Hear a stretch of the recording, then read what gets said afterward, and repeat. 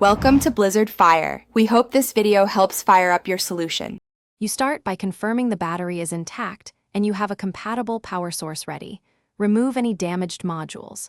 Once done, attach the battery to the charger or generator and begin a short initial charge for 10 to 15 seconds to wake the cells.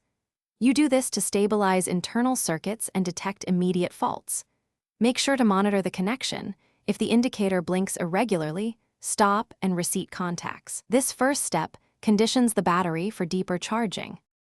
Now you move into controlled deep charging with stage cycles to avoid thermal runaway.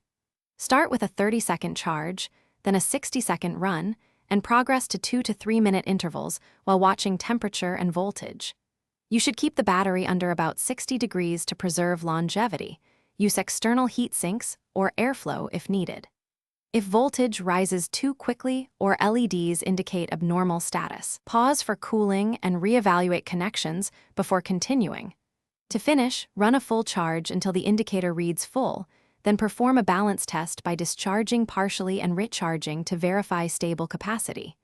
You do this to ensure cells are equalized and the battery holds expected charge. Once done, secure terminals and store in a cool, dry place. If things go wrong, battery won't charge or indicator blinks, check and clean contacts, try a different charger port, and if persistent, replace the faulty cell or module.